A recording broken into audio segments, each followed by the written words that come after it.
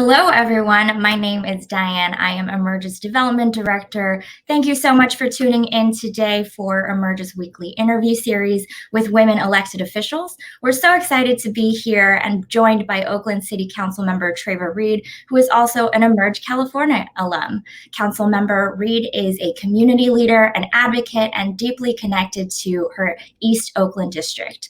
At City Hall, she's working to end gun violence, ensure housing stability, build affordable housing, and increase career opportunities for all Oaklanders. Thank you so much for joining us today.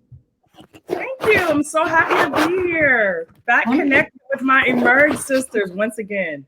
Absolutely. And we love hearing from you. So I would just want to jump right into the questions. Unfortunately, COVID-19 has had a devastating impact on every community, and elected officials have been on the front lines of helping families throughout this time. How has the pandemic affected Oakland, and what have you been doing as a member of the City Council to support your community? Well, I mean, as you can imagine, as you said, it's been unprecedented. The loss, the trauma, the grief, and just the impact on city government, on how we function, on how we show up, the lack of sufficient revenues to really be able to provide and take care of our residents, to help sustain our businesses, and even to keep our budget balanced has been a significant challenge. And yet we are doing our best to pave a path through. The American Rescue Plan has certainly been of help recently, the COVID Care Act funds in times past last year. And so we're doing everything that we can to utilize the resources that are available to help move our city and our community forward. Certainly, it's been devastating.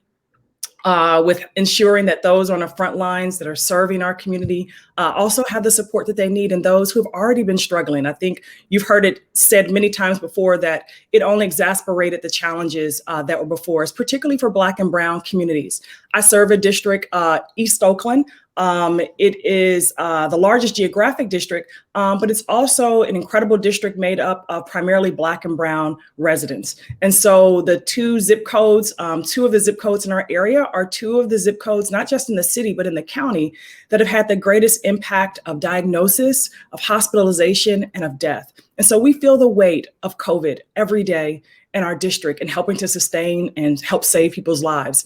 And so we are fortunate that the Biden-Harris administration came into office and Oakland was selected along with Los Angeles to be one of two pilot cities in the nation for a mass vaccination site. And so right in my district, in the hub of everything that I just shared, we have the opportunity to have a vaccination site at our Coliseum.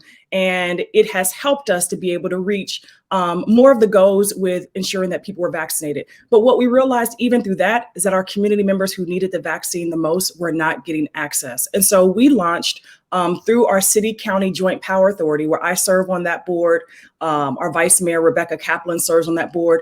And we launched a COVID task force. And that COVID task force went to work right away. Before that site was even up and running, we were already strategizing on an equity plan to ensure that our Black and Brown community members were going to be prioritized and have access in a walkable location. And so we launched a number of mobile sites with FEMA, with our California Office of Emergency Services, with our county and our city leads. And we have been seeing that equity strategy at the door of our community, out into the neighborhoods. And that has been something that we can say that we are, I wouldn't say that we're proud of, but we're fortunate that we're able to be a part of making sure that those who need the vaccine the most, those who need resources the most, like our small businesses, our seniors, our families who've been struggling. So we've been showing up in every type of way with grants and the practical needs to help families get through, including food security. A lot of food distribution has been taking place. A lot of rent moratoriums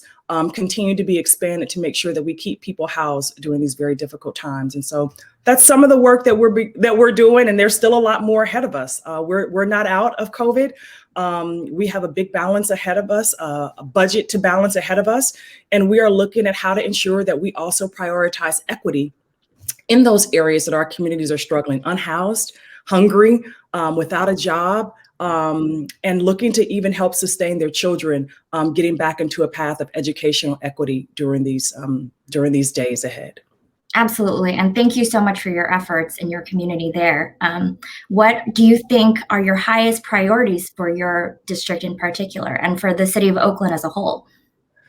I would say certainly the highest priorities for the district are for the city, and I can, go through that a little bit more. But I think keeping it simple, if there are like four categories, I'd say keeping Oaklanders safe and protected, keeping Oaklanders housed permanently, keeping Oaklanders working and businesses open, and keeping Oakland clean and beautiful. And as a city, we have just several weighty challenges before us. Balancing our budget, we are at $150 million projected deficit. That's huge for us, and I'm sure many cities. And so working to ensure that we've got strong fiscal stewardship, and that we're making prudent decisions with the dollars that are coming in through the federal government. Those are just one-time funds. Those will not continue to sustain us through these 2-year budget cycles. And so how we use that money to ensure that we have sufficient revenue to fund and preserve our essential and our core services, programs, and sustaining wages for our workforce so that we have the people that we need to show up every day to deliver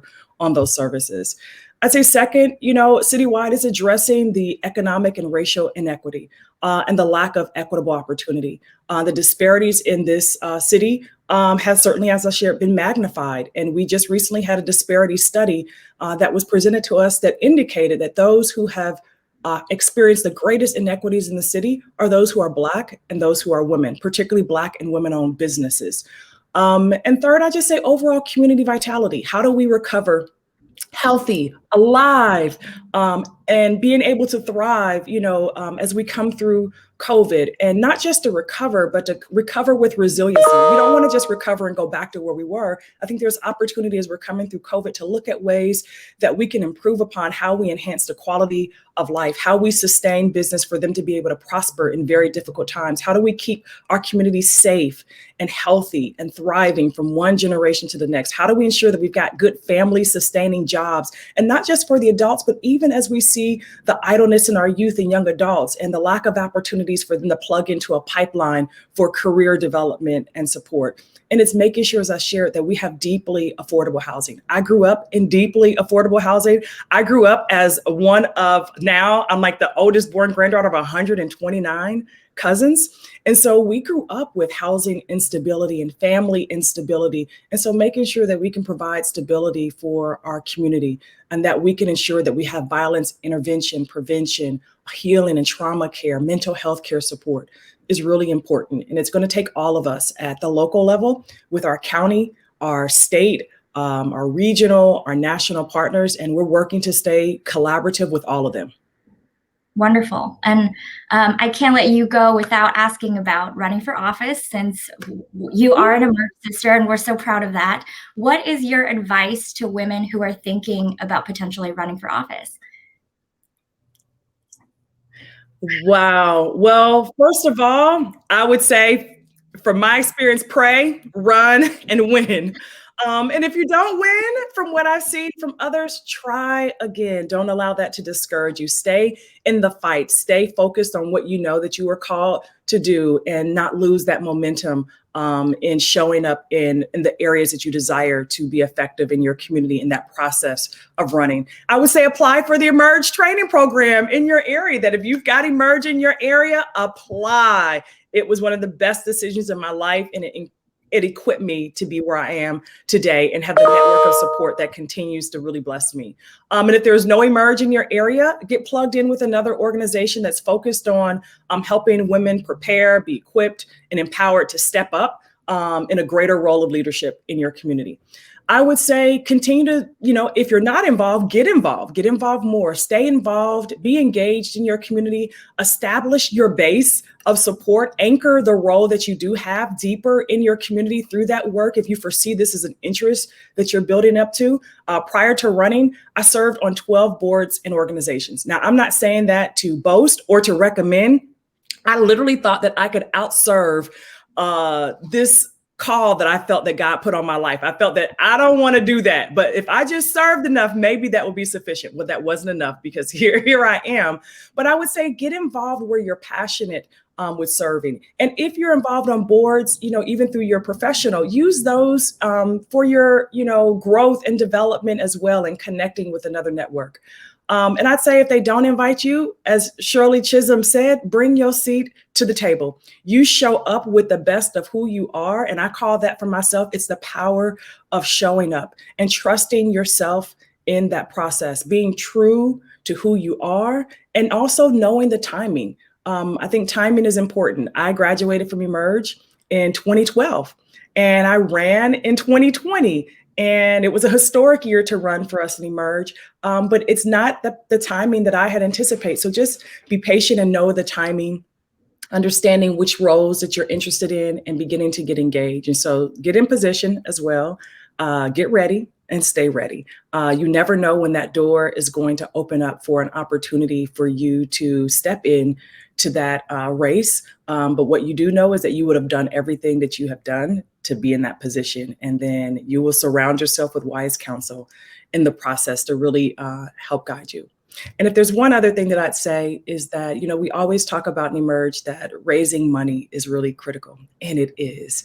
And so start making a list now. Start, write a list now of people that you can anticipate reaching out to in those early stages as you're exploring, the opportunity to run, having conversations with them, getting them to commit in any type of way to invest in you early on, so that when you do flip that switch and you turn it on and you jump out the blocks and you're going, you've already got a base of people who have committed to invest in you that you can go back to and allow that to be a great leveraging point for getting started.